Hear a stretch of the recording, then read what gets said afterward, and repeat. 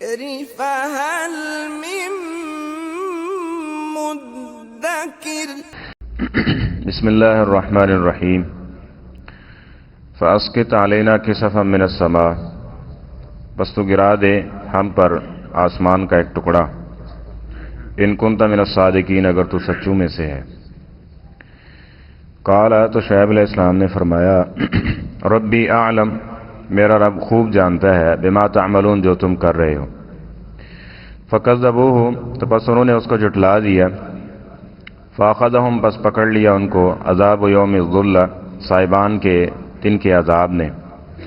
انہ کان عذاب یوم عظیم، بے شک وہ بہت بڑے دن کا عذاب تھا۔ ان فی ذلک لآیہ، بے شک اس میں نشانیاں ہیں۔ وما کان اکثرہم مؤمنین، اور نہیں ہیں ان میں سے اکثر ایمان لانے والے۔ وَإِنَّ رَبَّكَ، اور بے شک آپ کا رب، لَهُوَ الْعَزِيزُ الرَّحِيمُ، البتہ وہ غالب رحم کرنے والا ہے۔ وَإِنَّهُ، اور بے شک یہ بات یعنی یہ قرآن، لَتَنزِيلُ رَبِّ الْعَالَمِينَ، تمام جہانوں کے رب کی طرف سے نازل شدہ ہے۔ نزل بہ الروح الامین، اس کو لے کر اترے ہیں امانت دار فرشتے، علی قلبک، آپ کے دل پر، لتکون من المنذرین، تاکہ آپ ہو جائیں ڈرانے والوں میں سے، بلسان عربی مبین، واضح عربی زبان میں۔ وَإِنَّهُ، اور بے شک یہ، لفی زبر الاولین، البتہ پہلے صحیفوں میں بھی تھے۔ جناب شعیب علیہ السلام ایکا بستی والوں کو اللہ تعالیٰ کا پیغام سنا رہے ہیں، اور ان کو ان کے گناہ، معصیت اور نافرمانی سے خبردار کرتے ہوئے اس سے باز رہنے کی تلقین کر رہے ہیں۔ اللہ کا ڈر اور خوف، اس چیز کا واعظ کر رہے ہیں۔ تو قوم نے ان کا بھی مذاق اڑایا اور ان کو مجنون، دیوانہ، جادو زدہ، اور یہاں تک کہہ دیا کہ آپ تو جھوٹے ہو، اور اگر سچے ہو نا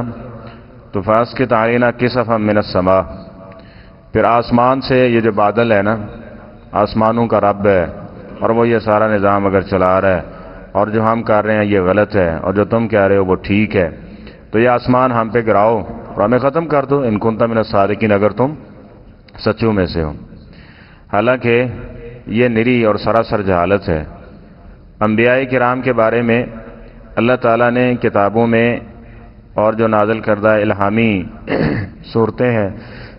ان میں کہیں بھی یہ نظریہ نہیں دیا کہ پیغمبر جو ہے وہ مشکل کشا ہے، پیغمبر جو ہے وہ حاجت روا ہے، پیغمبر جو ہے وہ اللہ ہے کہ جو تم تقاضا کرو گے وہ فوراً سے پورا کر دے گا۔ ایسا تو نہیں ہے، لیکن انہوں نے سمجھا کہ شاید اگر یہ ایسے کر رہا ہے تو یعنی عاجز کرنے کے لیے، اور آپ جو پیغمبر تھے ان کو پریشان کرنے کے لیے، اور یہ بتانے کے لیے کہ ہم آپ کی بات کسی صورت ماننے کے لیے تیار نہیں ہیں، ہم آپ کی نافرمانی ہی کریں گے۔ کہا کہ یہ کام کر دو اگر واقعی سچے ہو، جس طرح کے، اور یہی بات نبی کریم صلی اللہ علیہ وسلم، 7 واقعات ذکر کیے گئے ہیں سابقہ قوموں کے، نبی کریم صلی اللہ علیہ وسلم کی تسلی کے لیے، اور اس کے ساتھ جو بنی اسرائیل مکے کے لوگ تھے ان کے جو اعتراضات تھے اور ان کے جو اعمال و افعال تھے نا، ان کو ساتھ ساتھ میں اس طرح انذار کیا گیا، ڈرایا گیا، سمجھایا گیا کہ دیکھ لو جس طرح تم باتیں کر رہے ہو نا، اس طرح کی پہلے لوگوں نے بھی باتیں کی تھی، ان کا انجام کیا ہوا۔ تو اسی طرح یہ مکے والوں نے بھی یہی کہا تھا، نہیں ہم مانیں گے، فامطر علینا حجارۃ من السماء، اپنے رب سے کہو کہ پتھروں کی بارش برسائے اور ہمیں ختم کر دیں اگر واقعی تو سچا ہے تم۔ حالانکہ ہمیشہ یہ یاد رکھیں، دینی اعتبار سے یہ دعا ہونی چاہیے، اور انسان کو اس قدر اس اعتبار سے نرم دل ہونا چاہیے کہ وہ کسی دوسرے کے لیے بھی اگر کوئی اس کے لیے ہدایت کی، اچھائی کی دعا کرتا ہے تو اس کو ہمیشہ اس میں آمین کہنا چاہیے کہ اللہ جو راہ راست ہے، جو حق ہے، مجھے اس پر چلنے کی توفیق عطا فرما۔ جبکہ یہ ہوتا ہے کہ یہ تمہارا حق ہے اس لیے میں یہاں آمین نہیں کہوں گا، یہ ہمارا حق ہے اس لیے کوئی دوسرا اس پہ، تو یہ نہیں، بلکہ جو حق ہے اہدنا الصراط المستقیم، اللہ ہمیں اس پہ چلنے کی توفیق عطا فرما۔ تو فرمایا ربی اعلم بما تعملون،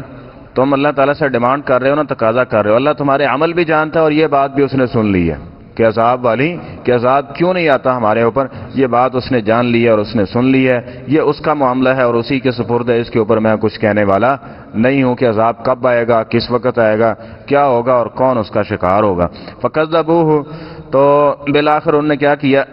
شعیب علیہ السلام کی بات ماننے سے بالکل انکار کر دیا اور تکذیب کر دی کہ آپ جھوٹے ہو معاذ اللہ۔ تو اللہ تعالیٰ فرماتے ہیں فَأَخَذَهُمْ عَذَابُ يَوْمِ الظُّلَّةِ، ایک صاحبان کا عذاب ان کے اوپر مسلط کر دیا گیا۔ قرآن و حدیث میں اس کی کوئی تفصیل نہیں ہے کہ ذلہ وہ کیسا عذاب تھا، کس طرح کا عذاب تھا، بس ایک صاحبان تھا۔ مفسرین نے کچھ باتیں ذکر کی ہیں اس میں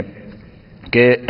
ان کے اوپر سخت ٹھنڈی ہوا چلی، ٹھیک ہے، اور بعض نے کہا کہ سخت جو ہے وہ لو کی صورت میں تھی، وہ ہوا چلی اور اس کے ساتھ ان کے جسم پھٹنے شروع ہو گئے اور قحط سالی پڑ گئی، اور پھر وہ دعائیں کر رہے تھے کہ اللہ یہ بادل بھیج کو ہم پہ بارش برسے اور کچھ نہ کچھ جو ہے وہ ہمارے حالات ٹھیک ہوں۔ تو اسی دوران اچانک ایک سیاہ بادل آتے ہیں اور وہ سمجھتے ہیں، خوش ہو جاتے ہیں کہ یہ جو بارش برسانے آئے ہیں اور ہم اس سے فائدہ حاصل کریں گے، اور وہ آنن فانن سارے کے سارے نہ فوراً اس بادل کے نیچے اکٹھے ہو گئے، اور اس کے ساتھ دو طرح کا عذاب تھا۔ بعد نے کہا اس کے پتھر برسائے گئے، اولے جس کو کہتے ہیں، ژالہ باری ہوئی اور اس کے ساتھ ختم کر دیے گئے۔ بعد نے لکھا کہ اس میں جو ہے وہ آگ برسائی گئی جس کے ساتھ جو ہے وہ سارے کے سارے ختم کر دیے گئے۔ بہرحال یہ صاحبان کا عذاب تھا جس کی تفصیل خاص طور پہ حتمی طور پہ نہیں کی جا سکتی کہ یہ اس اعتبار سے اور اس طرح کا عذاب تھا۔ بہرحال اس بات سے واضح ہے کہ یہ عذاب انتہائی شدید تھا، کیونکہ انہ کان عذاب یوم عظیم، یہ ایک بہت بڑے دن کا عذاب تھا، تو عذاب دیکھ لیں کہ وہ کس طرح ہوگا۔ تو ان فی ذلک لآیہ، اس میں اصل تو عبرت کی بات ہے نا، نشانی کی بات ہے۔ عذاب کوئی بھی ہو، تکلیف کوئی بھی ہو، تکلیف تکلیف ہی ہوا کرتی ہے نا، تکلیف سے اس کا سوال یا اس کا تقاضا یہ کوئی دانش مندی تو نہیں ہے۔ تو وما کان اکثر مؤمنین، اس کے باوجود بھی دیکھ لیں کہ اکثر یہ باتیں سننے کرنے دیکھنے والے بھی ایمان لانے والے نہیں ہیں۔ وَإِنَّ رَبَّكَ لَهُوَ الْعَزِيزُ الرَّحِيمُ وَإِنَّهُ لَتَنزِيلُ رَبِّ الْعَالَمِينَ۔ جس طرح یہ سورت کا آغاز کیا گیا کہ نبی کریم صلی اللہ علیہ وسلم سچے ہیں اور آپ کی طرف جو وحی لے کے آتا ہے وہ کوئی شیطان نہیں ہے اور نہ ہی کوئی مردود جو جن ہے وہ آپ علیہ السلام کو آ کر سکھاتا ہے، بلکہ یہ خالص اللہ تعالیٰ کا پیغام ہے جو اللہ تعالیٰ جبریل کے ذریعے محمد صلی اللہ علیہ وسلم کے دل پر نازل کرتے ہیں۔ دوبارہ یہ واقعات ذکر کر کے پھر وہی موضوع ان کو سکھایا اور بتایا گیا، یہ واضح نصیحت اس اعتبار سے کر کے کہ یہ اللہ تعالیٰ کی نازل کردہ کتاب محمد صلی اللہ علیہ وسلم تمہیں پڑھ کے سنا رہے ہیں۔ نازل بہ الروح الامین، اور اس کو ایسا فرشتہ لے کے اترا ہے جو امانت دار ہے اور اس کی بات مانی جاتی ہے، یعنی اللہ کی بات سن کے پیغمبروں تک بھی وہی پہنچاتے ہیں اور دیگر فرشتوں تک بھی، اور سارے فرشتے اس کی اطاعت اور فرما برداری کرنے والے ہیں۔ اور ساتھ میں یہ ہے کہ الامین بھی ہے، وہ اس میں کسی طرح کی اپنی طرف سے کوئی بھی آمیزش کرنے والا،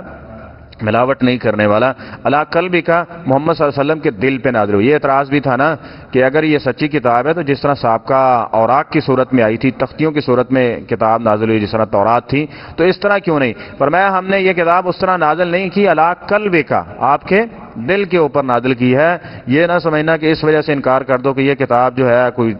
ظاہری صورت میں تو نازل نہیں ہوئی، برقوں کی صورت میں، تختیوں کی صورت میں، تو لہٰذا یہ اللہ کا کلام نہیں ہے۔ یہ اللہ کا کلام ہے، لیکن اللہ تعالیٰ نے اس کو محمد صلی اللہ علیہ وسلم کے دل کے اوپر نازل کیا ہے۔ لِتَكُونَ مِنَ الْمُنذِرِينَ، مقصد کیا ہے کہ آپ ان لوگوں کو جو بھٹکی ہوئی امت ہے اور جو گمراہی میں اور خصوصاً کفر و شرک کے ساتھ دیگر برائیوں میں مبتلا ہے، ان سے ان کو خبردار کیا جائے اور ڈرایا جائے۔ بِلِسَانٍ عَرَبِيٍّ مُبِينٍ، سابقہ کتابوں کی جس طرح تورات ہے اس کی عبرانی زبان تھی، تو فرمایا یہ ہم نے اس کو عربی زبان کے اندر نازل کیا ہے، اور یہی وجہ تھی کہ عرب میں ہونے کے باوجود اکثر عربی جو تھے وہ کہتے تھے کہ ہم ابراہیمی ہیں، ٹھیک ہے، وہ نہ عیسائیت کو مانتے تھے نہ یہودیت کو مانتے تھے، وہ کہا کرتے تھے کہ ہم کیا ہے، ابراہیمی ہے۔ اور آگے جہاں بات آئے گی کہ ہم نے اس کو قرآن پاک کو عربی زبان میں کیوں نازل کیا ہے، اس لیے کہ اگر ہم اس کو اجمی زبان میں نازل کرتے نا تو یہ ماننے والے انہیں ماننا ہی نہیں تھا، وہ کہتے ہیں ہم عربی ہیں اور یہ اجمی گنگے بہرے اس طرح کے لوگ ہیں تو ہم ان کی بات کیسے مان لیں۔ تو فرمایا بلسان عربی مبین، یہ بھی اعتراض ختم کر دیا کہ وہ کس زبان میں، یہ محمد صلی اللہ علیہ وسلم پر جو اللہ تعالیٰ نے کتاب نازل کی آپ کے دل پہ نازل کی ہے اور عربی زبان کے اندر نازل کی ہے۔ وَإِنَّهُ لَفِي زُبُرِ الْأَوَّلِينَ، اور اس کی پشین گوئیاں، اس کی تفسیر دو طرح سے کی گئی ہے کہ قرآن پاک کے جو احکامات ہیں یہ کوئی نئے نہیں ہیں، مثلا توحید ہے، آخرت ہے، اللہ تعالیٰ کے بارے میں ایمان ہے، رسولوں کے بارے میں ایمان ہے، عقیدہ آخرت، یہ سارے کا سارا پہلی کتابوں کے اندر بھی اسی طرح موجود تھا۔ اور دوسرا یہ ہے کہ اس قرآن پاک اور نبی کریم صلی اللہ علیہ وسلم کی آمد کی خبر تورات و انجیل کے اندر بھی موجود تھی، اور جناب عیسیٰ علیہ السلام کی تو ایک خاص جو ڈیوٹیوں میں سے ایک ڈیوٹی تھی کہ محمد صلی اللہ علیہ وسلم جو آخری رسول اور پیغمبر ہوں گے ان کے بارے میں ان کو خوشخبری دینی ہو، مبشرا برسول یأتی من بعد اسمہ احمد۔ تو فرمایا وَإِنَّهُ لَفِي زُبُرِ الْأَوَّلِينَ، اس کا ذکر پہلے صحیفوں کے اندر بھی موجود۔ صدق اللہ العظیم۔